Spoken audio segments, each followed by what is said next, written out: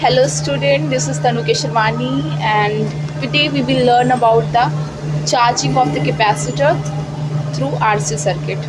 And मैं आपको बता दूं ये टॉपिक बीएससी फर्स्ट ईयर का है और बीएससी फर्स्ट ईयर में भी सेकेंड सेमेस्टर में इलेक्ट्रॉनिक्स के अंडर आता है, राइट। और एग्ज़ाम्स में पूछा जाता है, काफ़ी फेमस टॉपिक है, you can say, right.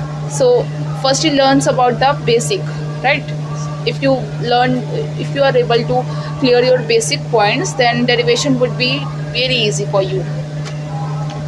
So देखो, charging of the capacitor means growth of charges. इसमें बेसिकली चार्जेस जो है, चार्ज जो है कैपेसिटर क्या होता है, दो प्लेट्स होते हैं, एक पॉजिटिव और नेगेटिव, ठीक। दो प्लेट्स होते हैं, मतलब दो प्लेट्स होते हैं, पहले पॉजिटिव और नेगेटिव नहीं होते। जब हम बैटरी से कनेक्ट करते हैं तो एक जो प्लेट होती है वो पॉजिटिव होती है और एक प्लेट नेगेटिव होती है, जिससे उनके बीच पोटेंशियल डिफरेंस क्रिएट होता है और चार्ज पोटेंशियल डिफरेंस के क्रिएट होने की वजह से ही फ्लो करते हैं, राइट। देन क्या होता है, यहाँ पे हम देखेंगे जब चार्जिंग का केस आता है तो वहाँ पे चार्ज जो है ग्रोथ करते हैं, नाम से ही क्लियर है, चार्जिंग ऑफ कैपेसिटर। देखिए जो सर्किट है, हमने एक सर्किट बनाया, ये की है, यहाँ पे मतलब स्विच ऑन करने पर ये बैटरी है, बैटरी को हमने कनेक्ट किया है एक रजिस्टर से और एक कैपेसिटर से। रजिस्टर क्यों लगाया है, अगर रजिस्टर नहीं लगाएंगे तो मतलब इनफाइनाइट करंट बहुत ज़्यादा जल्दी से जाएगी, कैपेसिटर जल जाएगा, इसलिए हम रजिस्टर को लगाते हैं। रजिस्टर का काम क्या है, करंट को थोड़ा कम करना, राइट, उसके फ्लो को थोड़ा कम करना।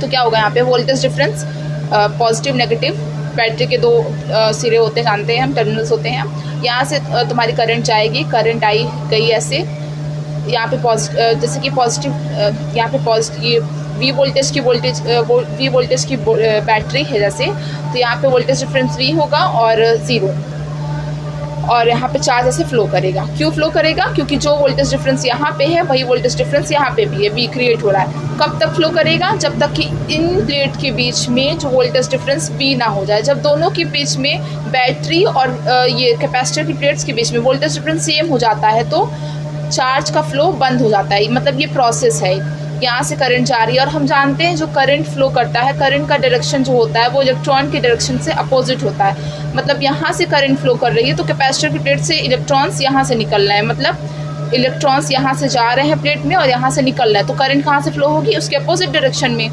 ये प्रोसेस है, इस तरीके से यहाँ से इलेक्ट्रॉन निकलते जाएंगे और यहाँ से करंट जाती जाएगी और कैपेसिटर चार्ज होगा। यहाँ पे पॉजिटिव चार्ज बढ़ेगा, यहाँ पे नेगेटिव चार्ज बढ़ेगा, बिकॉज इलेक्ट्रॉन्स यहाँ जा रहे हैं, यहाँ एंटर कर रहे हैं और यहाँ से निकल रहे हैं, ठीक है। इस तरीके से ऐसा प्रोसेस होता रहेगा जब तक यहाँ पे चार्ज मैक्सिमम ना हो जाए, right, till the voltage of capacitor become V, जब तक यहाँ वोल्टेज डिफरेंस जो है वी ना हो जाए। जब दोनों का वोल्टेज डिफरेंस सेम हो जाएगा तो चार्ज फ्लो नहीं होगा ना, बिकॉज करंट फ्लो होने के लिए फैक्टर जो होता है वो तुम्हारा वोल्टेज डिफरेंस ही होता है बेसिकली। अब एट t = 0 पर देखते हैं। एट t = 0 मतलब हमने सिर्फ लगाया, हमने एक कैपेसिटर को लाया बाजार से और हमने लगा दिया बैटरी से, ठीक है, सर्किट हमने तैयार किया, सिर्फ लगाया है, तो उस टाइम तो हम जानते हैं t = 0 है भैया, मतलब वो तो चार्ज तो होगा ही नहीं, नॉर्मल सी बात है कि Q यहाँ पे 0 होगा और इस प्लेट में भी Q चार्ज 0 होगा, इस प्लेट में भी 0 होगा, क्योंकि अपने तुरंत लगाया है ना, अभी तो चार्जिंग स्टार्ट नहीं हुई है, ठीक।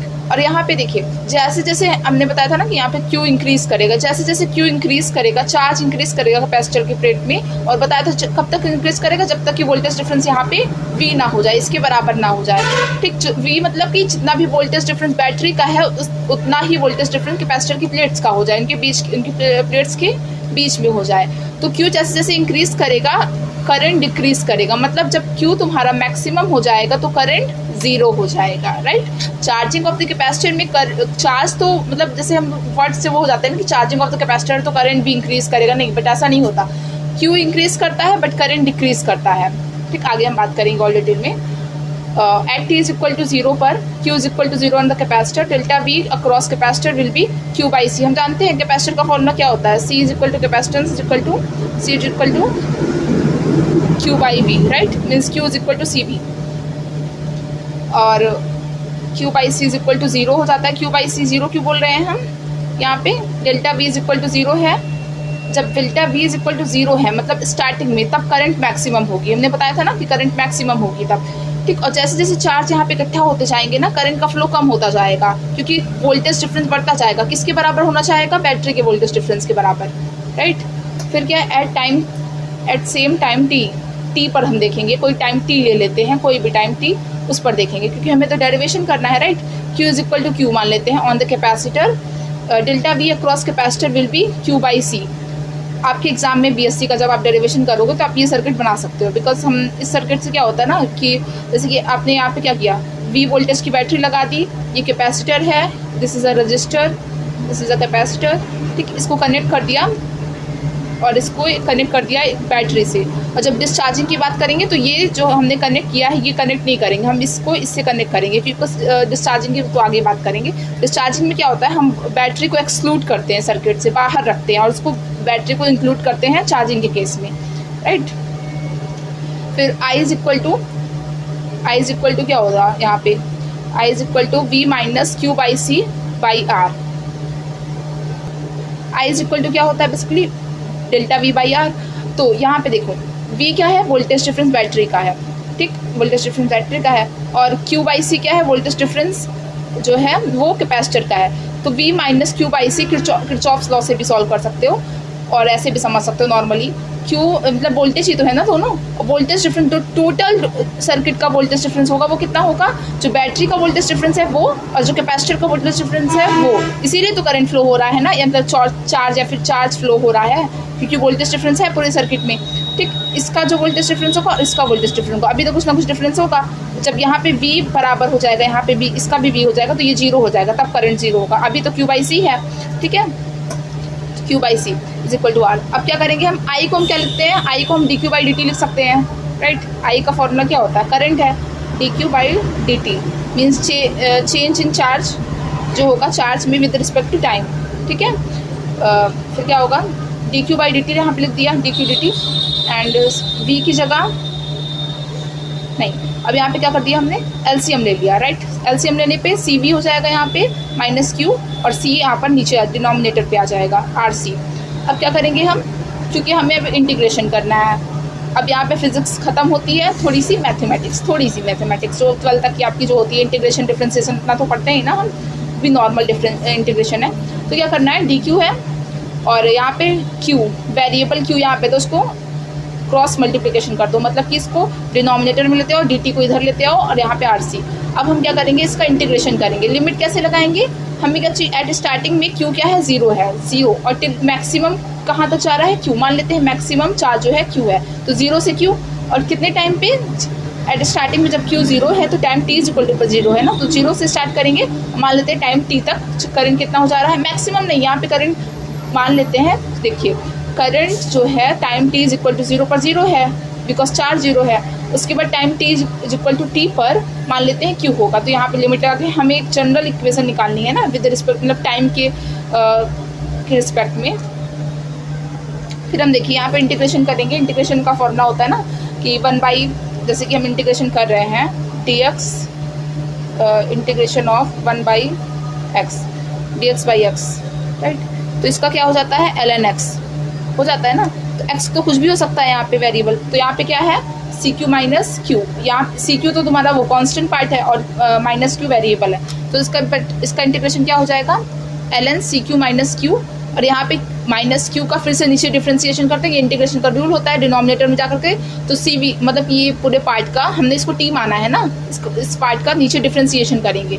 जब हम इसका नीचे डिफ्रेंसिएशन करेंगे तो हमें क्या मिलेगा, CV का जीरो हो जाएगा और माइनस Q का -1 हो जाएगा, और यहाँ पे जीरो, लिमिट 0 टू Q जाएगा, देन 1 बाई RC यहाँ पे देख रहे हैं, RC को हम बाहर कर देंगे, और dt इंटीग्रेशन का t हो जाएगा 0 से t तक। अब लिमिट पुट कर देंगे, पहले हम क्या पुट करेंगे, q पुट करेंगे, q की जगह पे q की जगह पे q पुट कर दिया, फिर माइनस क्या होगा, लिमिट क्या होता है, जब हम लोग लिमिट लगाते हैं, ब्रैकेट खोलते हैं, तो क्या करते हैं, upper limit minus lower limit, फिर हम लोअर लिमिट को रखेंगे, और उसके बाद t माइनस t अपॉन का RC, माइनस को हमने यहाँ पे कर दिया, जैसे ये जो माइनस था ना हमने राइट साइड पे रख दिया, और यहाँ पे जब लिमिट पुट करेंगे तो t का t लिखेंगे और t की जगह 0 रखेंगे, तो प्लस सॉरी यहाँ पे माइनस होगा, देखिए बट माइनस माइनस प्लस हो जाएगा, माइनस तो आएगा बट यहाँ पे माइनस हमने वो किया ना, माइनस माइनस प्लस हो जाएगा, अब जीरो का कोई मतलब भी नहीं है। तो फिर ln CQ minus Q by CQ minus T by RC, ln CQ को मैंने क्या किया, डिवाइड कर, मतलब अलग अलग सेपरेट कर दिया, तो CQ बाई CQ 1 हो जाएगा, Q बाई CQ रहेगा,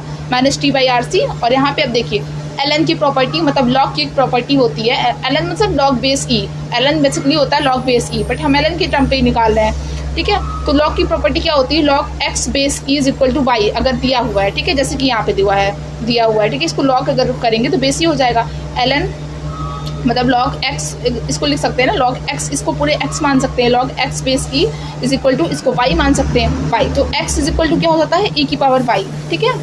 तो इसी तरह यहाँ पे भी इसको भी अप्लाई करेंगे, और q by C is equal to minus E की पावर 1 माइनस ई की power minus T by R C, then q is equal to C V 1 minus E की power minus T by R C, mathematics और कुछ नहीं। q is equal to C V 1 minus E की power minus T by R C, C V is maximum charge on capacitor. अब यहाँ पे सी V जो है मैक्सिमम चार्ज ऑन कैपेसिटर है। अब आप बोलोगे कि कैसे आप बोल सकती हैं कि मैक्सिमम चार्ज ऑफ कैपेसिटर, मैं इसे प्रूव भी कर सकती हूँ।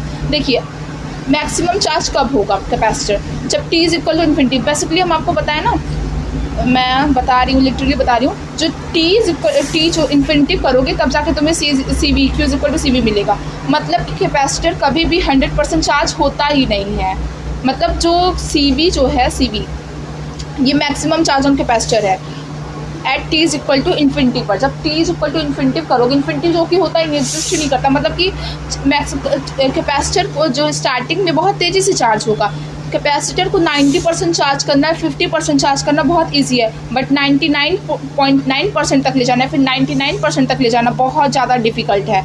मतलब वो सैचुरेट हो जाता है बाद में, मतलब कि कैपेसिटर को 100% चार्ज नहीं किया जा सकता है, ठीक है। Q is equal to Q naught 1 minus E की power minus T by R C. और यहाँ पे आर सी क्या है, यूनिट्स एंड डायमेंशंस एक चैप्टर होता है क्लास 11th का, मतलब आपने उसमें भी पढ़ा होगा, और ऐसे भी समझ सकते हैं। किसी की भी पावर होती है, जैसे 2 की पावर हम कुछ लिख रहे हैं, ठीक है, तो उसकी यूनिट जो होती है यहाँ पे यूनिटलेस क्वांटिटी पावर में जो होती है, 2 की पावर सेकेंड कभी नहीं देखा होगा आप लोगों ने। मतलब कि जो पावर होती है किसी भी संख्या की या फिर कोई भी नंबर हो गया, ठीक है, उसकी पावर जो होती है वो यूनिटलेस होती है ना। तो यहाँ पे क्या हो जाएगा, minus T by R C, इसको यूनिटलेस करना है तो T is equal to R C हो जाएगा, ठीक है। आर सी टाइम की यूनिट है, मतलब इससे तो ये पता चल गया कि आर सी, जब हम आर सी की जगह टी पुट करेंगे तभी यहाँ पे कैंसिल होगा, तभी ये यूनिटलेस बनेगा, नहीं तो सेकेंड आ रहा है ना इसकी यूनिट। तो फिर क्या हो जाएगा, आर सी टाइम की, इससे पता चल गया हमें टाइम की यूनिट क्या है, आर सी है, ठीक है। R C is equal to time constant, ठीक। इसको हम टॉर्क से भी दिखाते हैं, टाउ से दिखाते हैं, sorry. Q not maximum charge है यहाँ पे। अब देखिए ग्राफ से भी हम रिप्रेजेंट कर रहे हैं। स्टार्टिंग में कैपेसिटर जो है बहुत तेज़ी से चार्ज हो रहा है, उसके बाद फिर ये एकदम मतलब कि वो हो जा रहा है, कांस्टेंट टाइप का हो जा रहा है। मतलब अब इन्फिनिटी, मतलब ये आपको दिख रहा होगा, ये इन्फिनिटी तक जाएगा, पूरा चार्ज नहीं होगा, अब ये एकदम सैचुरेट हो जाएगा, ठीक है। और Q is equal to Q naught, ये ग्राफ है, Q is equal to Q naught 1 minus E की पावर माइनस टी, और मैंने आर सी की जगह टाउ रख दिया at T is equal to tau. R C पर मैक्सिमम होता है, और कितना होता है 0.63 ऐसे कुछ होता है, वो इतना मैटर नहीं करता। Thank you.